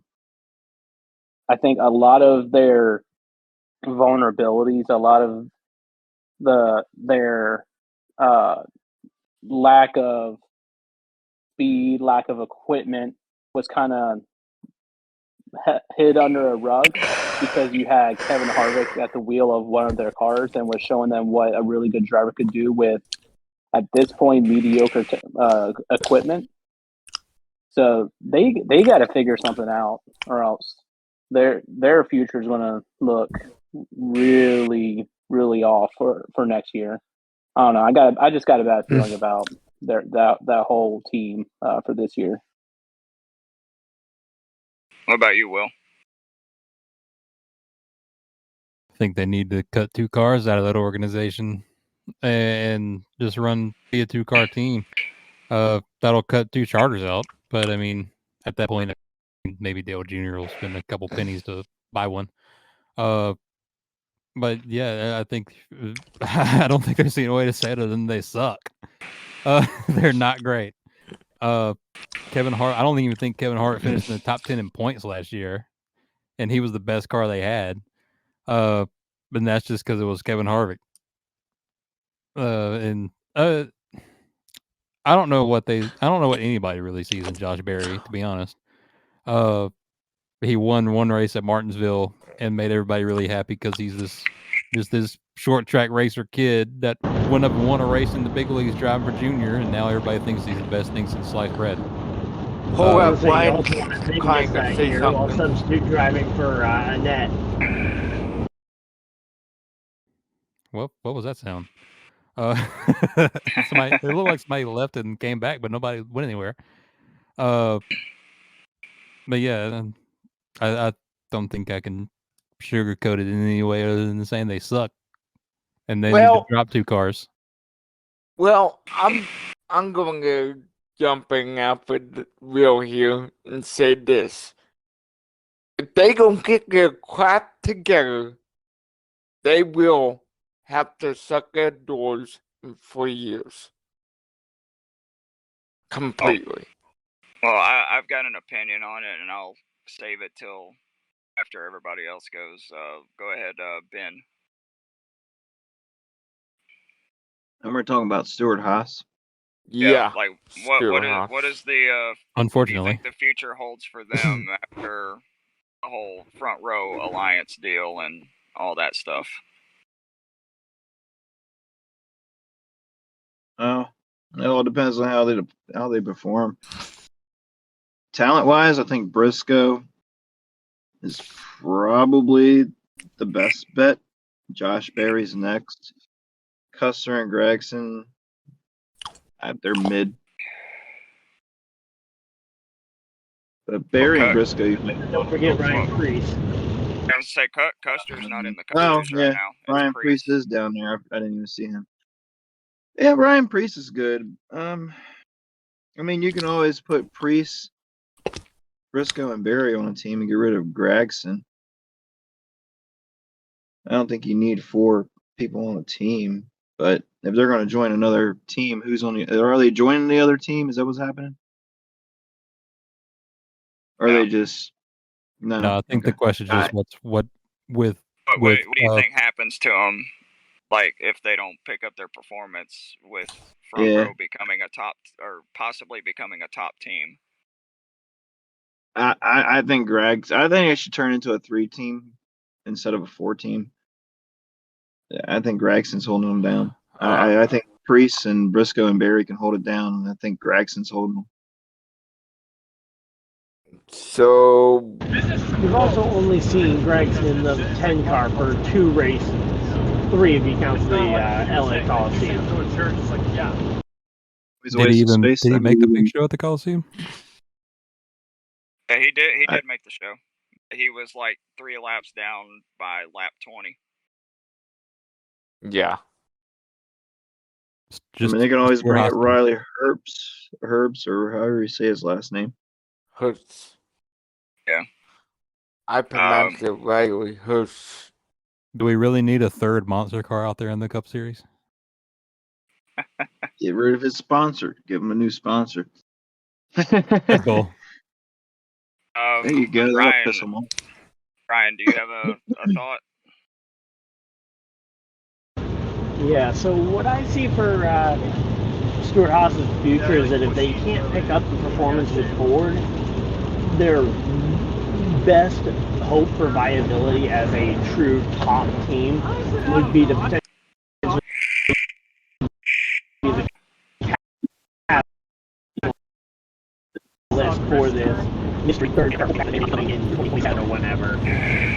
But being the catalyst for that, especially where Stuart Haas doesn't have deep ties to Ford the way that, say, a Roush does. I think that you can very easily see them be the team. They're not going to lose their charters yet. It'll depend on teams like Rick Ware and Spire picking up the pace and starting to put the pressure on them.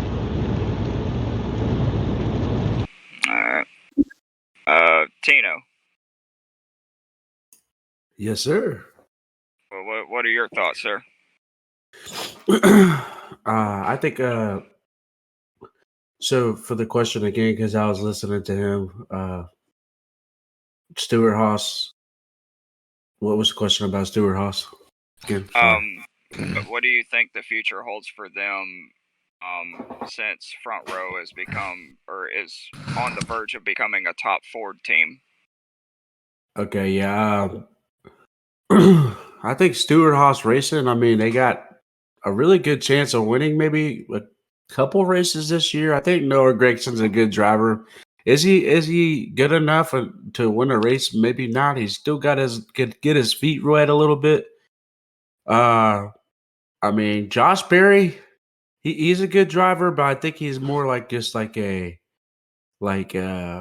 he's consistent. Like he's consistent. And you obviously got, Chase Briscoe there. He can win a race. He's really good on the road courses. You never really know what can happen on the road courses at any time. Also, you got the super speedways. Anything can really happen. Fords are always really fast on super speedways. So, I mean, a couple of wins, they can keep their nose above water, but it's really expensive to stay in this sport right now. That even to go off topic a little bit, even Hendrick has said they haven't really had haven't made much money over the years. So I'm saying, like, if you're not winning races, you probably can't keep the doors open. And I think they could probably win a few races this year. So, okay, all right. Well, my opinion, I am reverting back to week 1. We first spoke about this.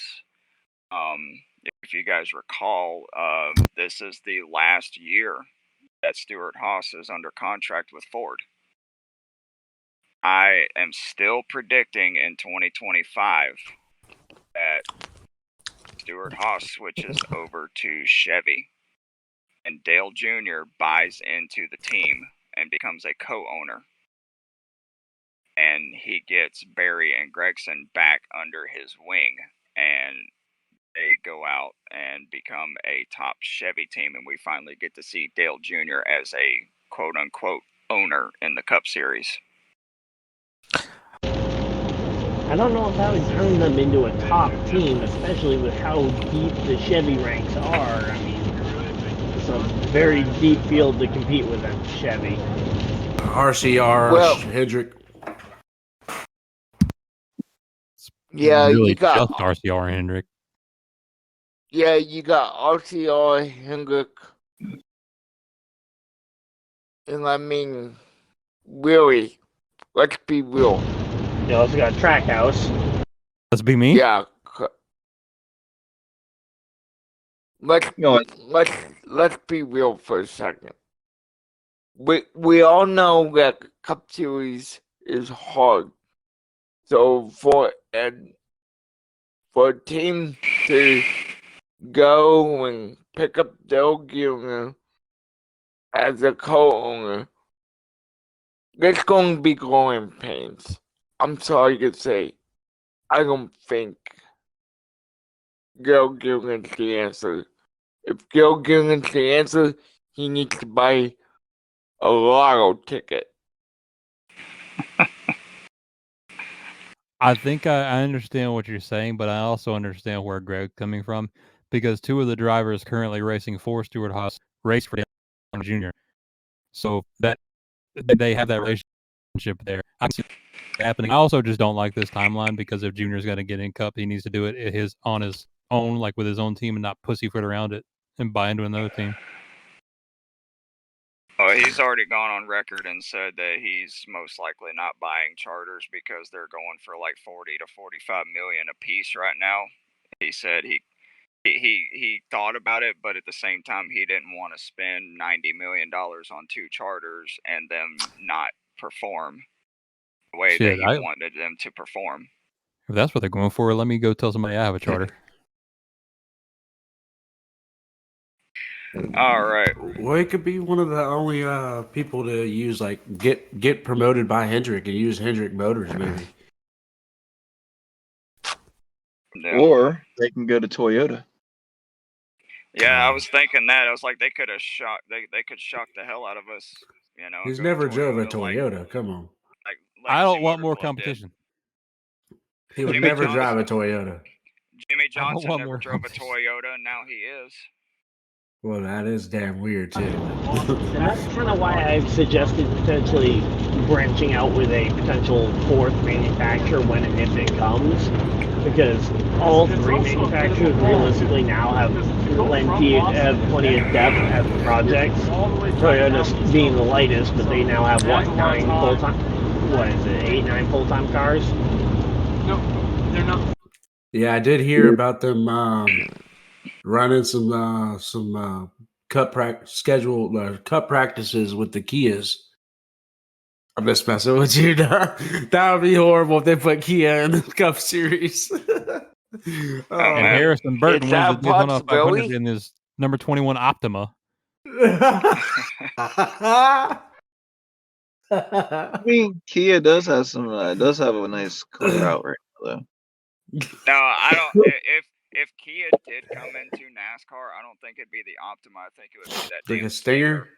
Yeah, Yeah. that'd be crazy. Yeah, I think it's nice. But we all know what Kia stands for, right? It's just Killed in like, action. it's just Skilled like in action. IKEA That's what's is going to happen every single Nice. race. Oh, then Ross needs to be driving it. Never mind. All right, They let's get switch. drinking. Let's switch some gears here. We're gonna go into green flags and black flags now for Mr. Tino, and for our new listeners, green flags and black flags. Green flags is something or some things that you did enjoy over the race weekend. It could be from any of the series, and then black flags is the opposite, stuff that you didn't like. Starting with Jamie, what you got? So, green flag, without stating the obvious, I'm trying to find something that's not involving the finish of the race. Again, I just like the overall product of the track and the drivers of which that they had rostered up for this race.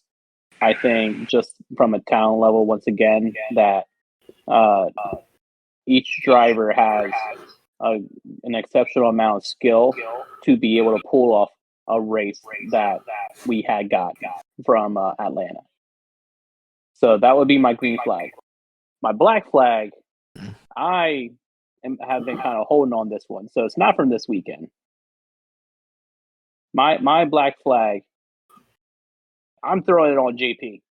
How is that man going to fall asleep on a podcast and start snoozing at the very end? Like we in the flow, like we having a great time, and also we just hear. Oh man! So sorry, JP, but you were getting my first official black flag of the season. Oh man, Oh, okay. that's good. All right, Will, what you got, man? When you're done laughing over there. When I can breathe. My green flag, my biggest green flag is because I'm biased. The only driver to finish in the top 10 in both the first two races of the season was Bubba Wallace, and they were both top fives. So yay. My second, much smaller but also nice green flag is that this is a good viral moment for the sport.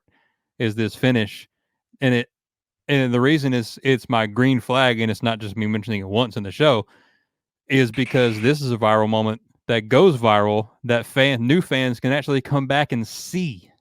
Not a viral moment going around Twitter because some melon man wrote around a wall that ended up a rule ended up taking that out. You can't do that anymore, so fans can't see that anymore. They can't come to the track and expect stuff like that. This kind of finish they can expect 6 times a year because we go to tracks like this 6 times a year. Or I don't know, maybe they'll do something like this at Charlotte. That'd be crazy. Black flag. Yeah. Also, even smaller green flag is Raja Karuth. Top 10s in both the first 2 races of the year. Good for him. I don't really know what a black flag would be. It was a really good race. I didn't watch the other 2 races though. I guess I'll just stay on my mild Austin Hill hate train and that he won again.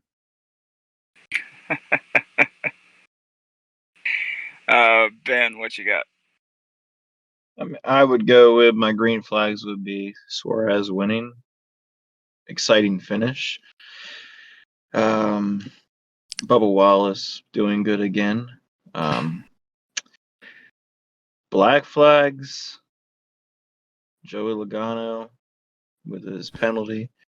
What else would I think of for a black flag? Don't send me falling asleep again. No. Do it. Brad Keselowski hasn't been doing good. I think he's something to look out for, maybe on a decline. So maybe a black flag for him. And maybe the wrecks. The wrecks kind of slowed the race down a little bit as well. But other than that, Yep. Oh, sorry. Were you done now? yeah, you're good. Go ahead. So my black flag is, of course, throwing it at Gaming there.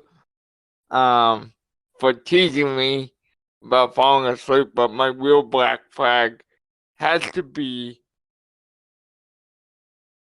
the fact that, you know, everybody said this weekend was a great race, and it was. But I tell you what, NASCAR, why didn't you throw a caution? I know it would have been in the middle green flag pickups. But when you see cars wrecked on the apron there, you guys probably know what I'm talking about. The 34, Michael Mandel.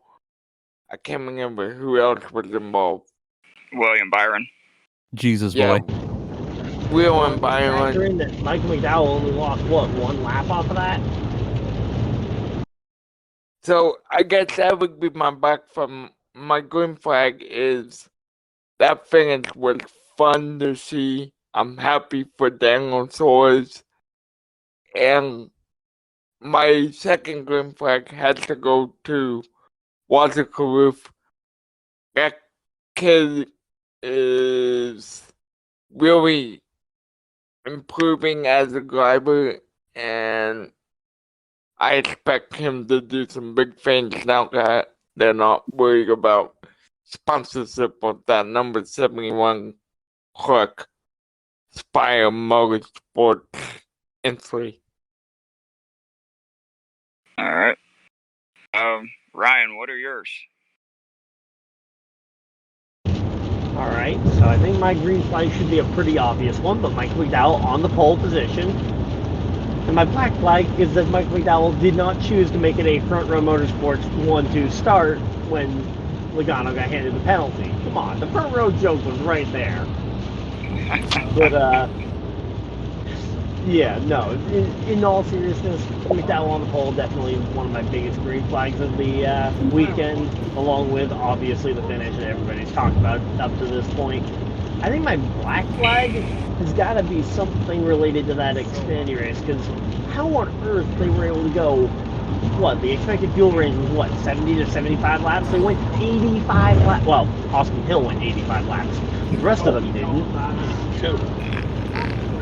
But, yeah, they were able to go further than, about 10 laps further than any estimation, so I don't know what needs to be changed to try and avoid that kind of fuel mileage fest at some of these tracks where they can make 10 miles longer, because no one was trying to pass the entire Xfinity race. So I have two more things to add because I was looking some things up. Brian Keselowski, to add on to him, he's the only driver who has failed to finish both races this season, and he's also winless in his last 100 Cup starts. Now, on to the Wood brothers. Do you know how many races they have gone without having a top 10 result? I want to Probably- say it dates back to the Matt DiBenedetto days. No, 2021 Indy, all the rookies got a top 5 that day. Harrison Burton was part of that. It's been 17 races. Wow. That's a while. They need to start getting their asses in gear. Yep. What about you, Mr. Tino? Well, my green flags, I think it's gonna be just, I had a major point here, so I think I'll go to my red flag first. It's gonna be definitely Chase Elliott finishing 15th. Oh my goodness, that's just not what I expected from him this weekend. Well, he did get wrecked twice too, so Yeah. So my green flag, I would say, is probably just NASCAR in general. Like they built this car to come with a spectacular finish like this, where we can see side by side racing, and this is what they expected out of this car. And I think NASCAR got a big win, a big green flag for me. I think that's what I want to say for the green flag this week. Honestly. Hell of a race. I mean, yeah, the racing was great. I agree with that. Yeah. So, I have a few. My green flags are, obviously overstating the obvious here. The finish of the race, it was absolutely incredible to witness that in person. The racing throughout the whole race was fantastic. But some other ones, the weather was fantastic all weekend. It was sunny and warm both days, Saturday and Sunday. And on Sunday, the fans absolutely showed up and showed out. That was the most packed I've seen Atlanta in years on Sunday. Like, me and my son didn't hardly have any breathing room whatsoever. We were packed in there like sardines. My Black Flags have to go to the 41 and the 10 car for having their roof rail deflectors penalized, and they received a massive L1 penalty because of it. They were docked 35 points apiece, which puts Priest at 0 points and puts Gregson at -6 points. Another one is obviously the Joey Logano deal, the blatant cheating or qualifying, and my other Black Flag has to go to the Truck and Xfinity Series races on Saturday. Just single file racing, nobody's passing, and how in the hell does 3/4 of the Xfinity Series field run out of gas on the final restart? And you had Jesse Love, who led 157 of 169 laps and not come away with the win. I'll say one of my green flags is Denny Hamlin surviving. I don't know how the hell his car survived all that. He pulled the trifecta. He said he wrecked in every single stage in Sunday's race. He did. And then I have one more green flag, and Denny Hamlin, if you ever happen to listen to this podcast, please know that I am giving you a green flag for this. He gave us a yellow flag because he pissed in his car for the very first time in his career. Those are rookie numbers. Real quick, I can just jump in on the Jesse Love quote there, or the stat that you pulled up about him leading, what was it, 155 laps, you said? 157. 157. So I've seen so many people saying like look at how many laps he's led. He's almost led as many as Creed. But nobody in the Xfinity race was trying to pass him to the lead because they were all saving fuel right behind him and trying to use his car to break the air. So that definitely artificially inflates the number of laps led there with less effort than other races. Yeah. Now, here's a question. Going into Las Vegas, I was reading a stat here. Truex has gone 15 consecutive races without a top 10 finish. Truex also has the longest streak of top 10 finishes at Las Vegas with 7. Do you think he's going to get a top 10 or a top 5 at Las Vegas? For me, no. I say yes. I have. Okay. I think Obed Time is caught up, and I don't think he is. I don't know. Well, that's actually a fantastic segue into our final topic. Las Vegas is this weekend, boys. We're going gambling. Yes, sir. Yes, sir. And just to give a scratch on that last topic, Martin Truex Jr. got a 7th place finish in this race last year. Who got 4th? Read that. Yeah. 4th place was not Bubba Wallace. It was definitely not Bubba Wallace. I'm just kidding. Longest streak. Don't you fuck with me. I'll race you tomorrow. Yeah, Bubba Wallace got 4th place. So, but I'm going to Vegas, baby. Let's go roll some dice this weekend. Who we got? That Interstate Batteries car looks great. I can tell you that. Yep. Yeah, it does. So, Name every time they know not to change it.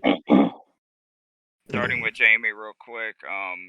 This is the first non-speedway race of the season. What do you think we can expect based on the last couple years with the next gen car?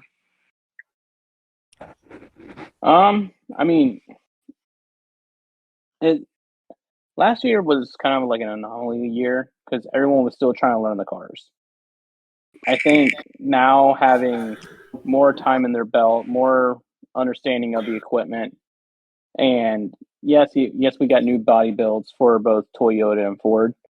That always presents challenges, but I don't know. I like the past couple races. Granted, they've been like super speedway driving.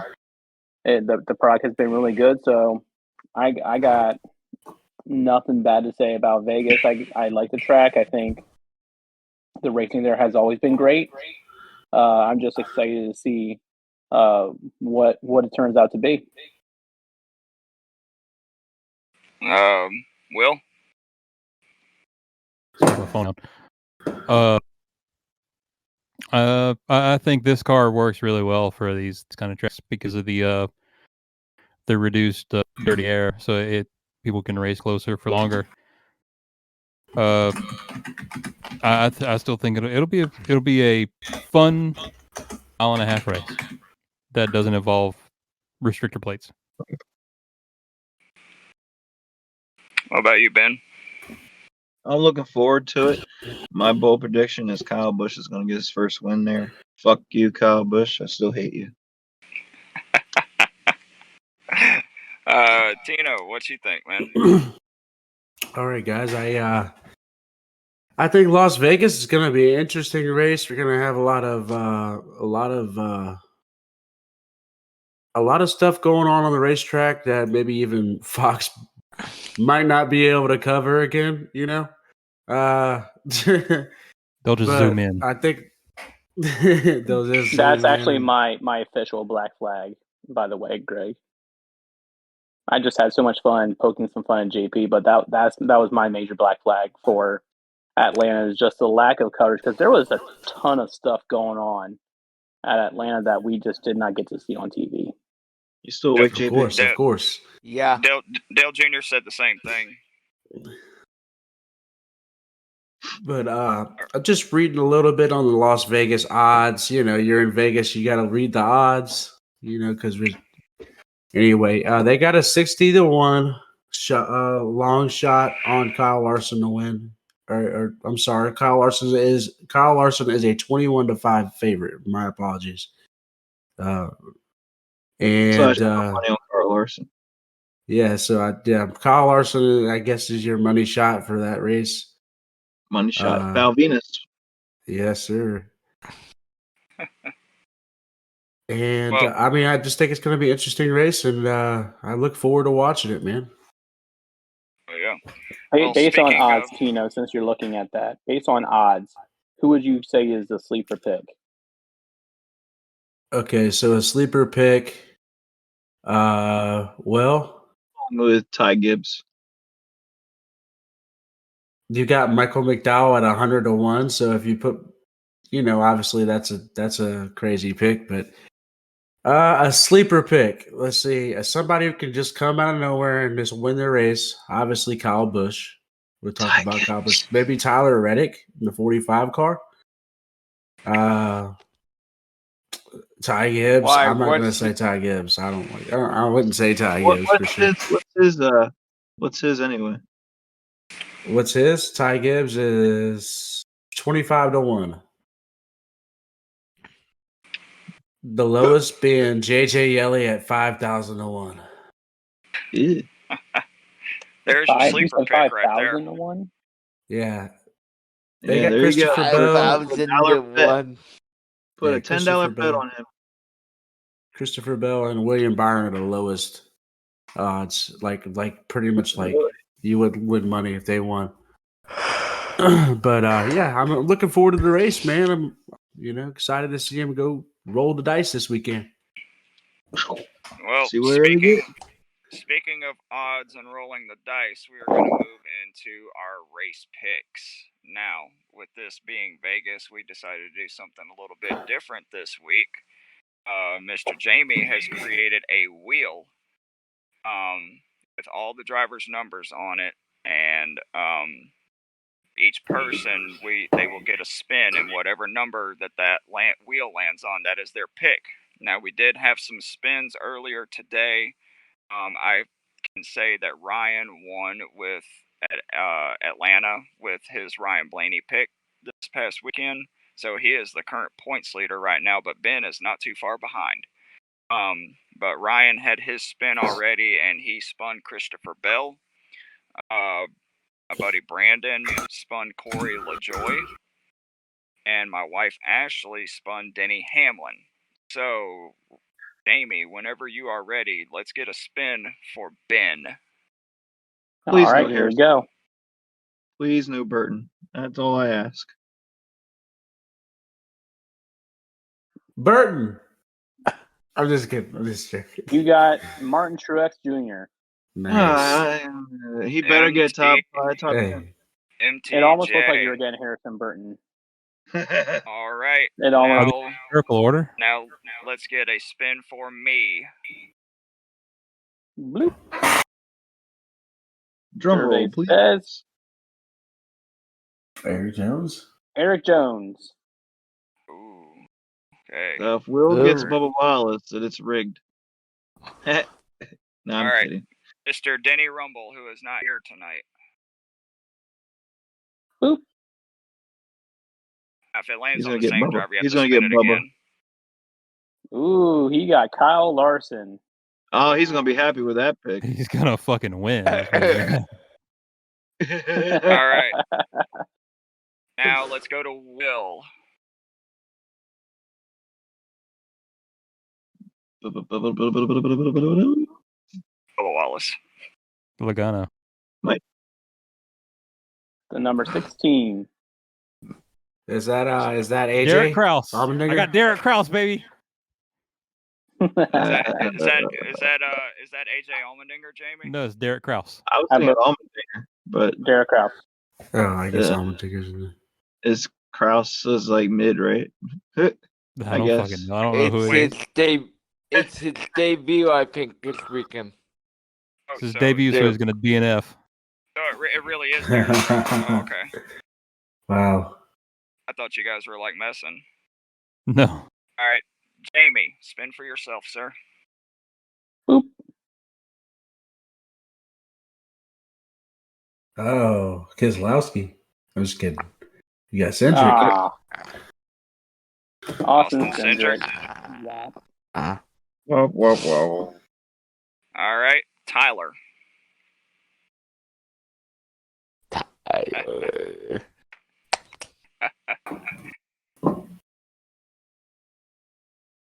Oh, can't do that one Gone. because that's already been picked. Oh, yep. There should be a way where it should eliminate the numbers. If I was doing it on my phone, I would be able to eliminate them, but I did this way just so everyone could look. Oh, Ty Gibbs. That's not bad. What exactly are they being done if not your phone? Well, I'm using my phone for the Discord, and I can't share All a right. screen.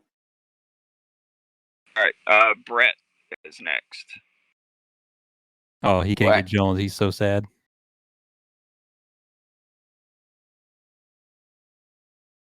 Bailey.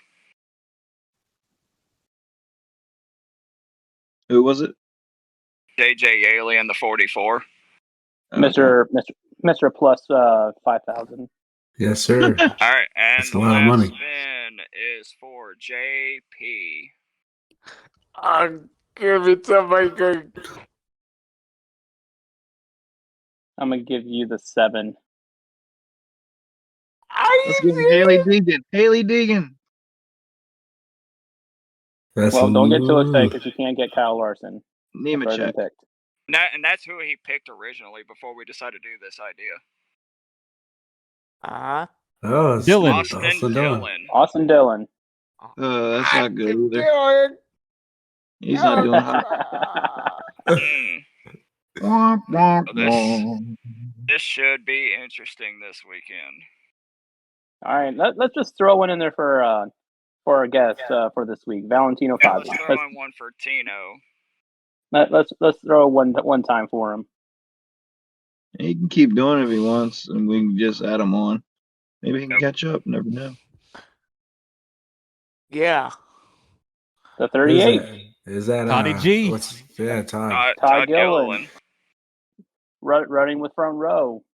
That's the tallest. That's the tallest driver in NASCAR. Easy. He is the tallest driver in NASCAR. Welcome back. All right. What if we just got turned our the phone picks around and it now. wasn't Jamie? It was like somebody we didn't even know. All right. Well, gentlemen, it's been a great episode tonight. Tino, want to thank you guys. Thank you for coming in. As always, I want to thank our sponsors, Fanatics, Bulletproof Coffee, W Energy, Dr. Squatch, Duke Cannon. You guys are awesome. Forget to click on the links in our podcast description to get products and all that good stuff. But gentlemen, Yep, don't forget Alkali Project, Blood World. You can listen to it on any aspect that you can listen to music. Spotify, iTunes, Pandora. You can find them everywhere. Fucking buy these, please. They've invaded my house. You gotta get a pest. Yeah. Thank you guys so much for having me. It's been awesome hanging out with you guys, talking about some what's going on with NASCAR, and I hope I can come back sometime soon. You are welcome back anytime, sir. Yeah, Yes, sir. I you appreciate that. Thank you so much. Thank you. Yep. But gentlemen, look forward to Las Vegas this weekend and see who rolls the dice. And good night, and we will see you guys next Wednesday. All right. See you guys. Deuces. See you later. Deuces.